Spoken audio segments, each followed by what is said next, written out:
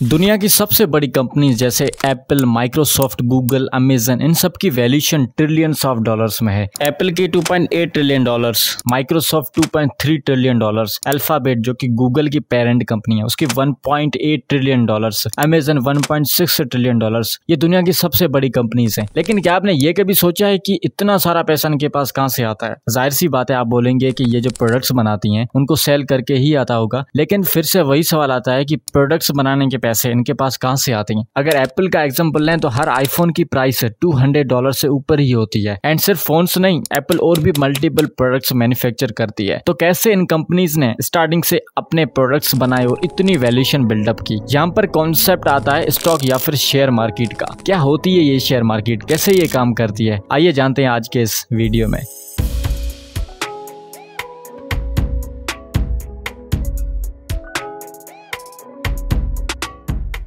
हम इसको एक एग्जांपल से समझते हैं। सपोज करें आप एक कंपनी बनाना चाहते हैं, लेकिन उस कंपनी को बनाने के लिए आपके पास इतने पैसे नहीं हैं। तो आप अपने एक फ्रेंड को बोलते हैं कि तुम मुझे $1000 दो, हम साथ में कंपनी को फाउंड करते हैं। आगे जो भी इसे प्रॉफिट होगा उसमें 50% तुम्हारा और 50% मेरा। आप अपने फ्रेंड के साथ डील फाइनलाइज करके कंपनी पर काम करना स्टार्ट करते हैं। एक साल बाद उस कंपनी से $1 लाख का प्रॉफिट बनता है, जिसमें $50,000 आप रखते हैं और $50,000 आपका फ्रेंड रखता है। और इसी कॉन्सेप्ट पर शेयर मार्केट काम करती है। बस डिफरेंस इतना है कि यहाँ पर आपने प्राइवेटली अपने फ्रेंड के साथ कंपनी स्टार्ट की। एंड स्टॉक मार्केट में कंपनीज पब्लिकली लिस्ट होती हैं, एंड जो चाहे वो उस कंपनी में पैसे लगा सकता है या फिर इन्वेस्टमेंट कर सकता है। तो शेयर या स्टॉक मार्केट एक ऐसी मार्केट है जहाँ पर कंपनीज में पैसा लगाया जाता है, एंड अगर वो कंपनी प्रॉफिट बनाती है तो उसका उतना हिस्सा उस इंसान को मिलता है जो उसमें पैसा लगाता है। जो पैसे लगाते हैं कंपनी में उनको इन्वेस्टर्स बोलते हैं। और शेयर्स या स्टॉक्स बेसिकली कंपनी के हिस्से होते हैं। जैसे आपने किसी कंपनी में $2 लगाए, अगर वो कंपनी एक साल बाद डबल प्रॉफिट बनाती है तो आपको $4 मिलेंगे। मतलब अगर कोई कंपनी अपने 1000 शेयर्स या स्टॉक्स बनाती है और एक शेयर की प्राइस है $2, वैसे हर शेयर की प्राइस जो होती है वो सेम होती है। तो अगर आप एक शेयर खरीदते हैं उस कंपनी का, तो मतलब आप उस कंपनी के 1000 हिस्सों में से एक हिस्सा खरीद रहे हैं। एंड एक शेयर खरीदने के बाद आप उस एक शेयर के मालिक हैं उस कंपनी में। वैसे स्टॉक या शेयर मार्केट में दो तरीकों से पैसा इन्वेस्ट किया जाता है। First, trading. ट्रेडिंग उसको कहते हैं जब कोई इन्वेस्टर रेगुलरली अपने शेयर से एक्सचेंज करता रहता है। जैसे एक कंपनी के शेयर्स लेना, अगर उस शेयर की प्राइस इंक्रीज हो चुकी है तो दूसरे किसी को बेच देना, या फिर किसी कंपनी के शेयर की प्राइस कम हो चुकी है तो उसको खरीदना, जब इंक्रीज हो जाए तो किसी और को बेच देना एंड प्रॉफिट बनाना। और ये साइकिल ऐसे ही चलती रहती है ट्रेडिंग में। And second way is long term investment. और लॉन्ग टर्म इन्वेस्टमेंट उसको कहते हैं जब कोई किसी कंपनी में बहुत सारा पैसा लगाता है for long time, may be for 10 और 15 ईयर्स,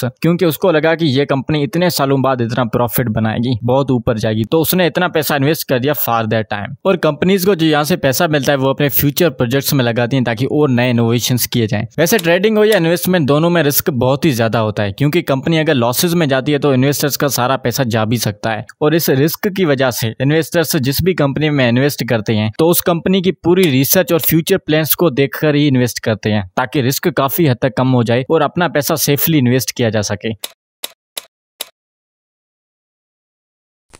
इन्वेस्टर्स अपना पैसा डायरेक्टली किसी भी कंपनी में इन्वेस्ट नहीं कर सकते, वो एक प्लेटफॉर्म या फिर एक इंसान के थ्रू करते हैं जिसको ब्रोकर्स बोलते हैं। ब्रोकर कोई भी हो सकता है, जैसे आदमी या फिर कोई डिजिटल प्लेटफॉर्म। और आपने आज के टाइम एड्स के थ्रू काफी ट्रेडिंग प्लेटफॉर्म्स या एप्लीकेशंस के बारे में सुना भी होगा एंड देखा भी होगा, जो कि एज ए ब्रोकर्स काम करती हैं। इन्वेस्टर्स अपना पैसा ब्रोकर्स को देते हैं और ब्रोकर्स बेस्ट डील्स पर वो कंपनीज में पैसा इन्वेस्ट करते हैं। ब्रोकर्स जो होते हैं उनको कमीशन मिलती है इन्वेस्टमेंट पर जब वो पैसा इन्वेस्ट करते हैं इन्वेस्टर से लेकर, और इन्वेस्टर्स को बदले में बेस्ट डील्स मिलती हैं। वैसे स्टॉक मार्केट का डायरेक्ट असर पड़ता है कंट्री की इकोनॉमी पर, क्योंकि अगर किसी कंट्री में कंपनीज ज्यादा हैं तो लोग डायरेक्टली कंपनीज में पैसा इन्वेस्ट करेंगे और इनडायरेक्टली उस कंट्री की इकोनॉमी स्ट्रांग होती है। कंट्री की इकोनॉमी पर इसलिए असर पड़ता है क्योंकि सारी कंपनीज के प्रोडक्ट्स उसी कंट्री में सेल होते हैं। तो अगर स्टॉक मार्केट डाउन जाती है तो प्रोडक्ट्स की प्राइस इंक्रीज होती है और इसको हम बोलते हैं इन्फ्लेशन। वैसे कंट्रीज में इन्फ्लेशन और भी चीजों पर डिपेंड करती है, जैसे डॉलर की प्राइस, जहां पर डॉलर नेशनल करेंसी नहीं है, और अगर डॉलर की प्राइस वहां इंक्रीज हो जाती है तो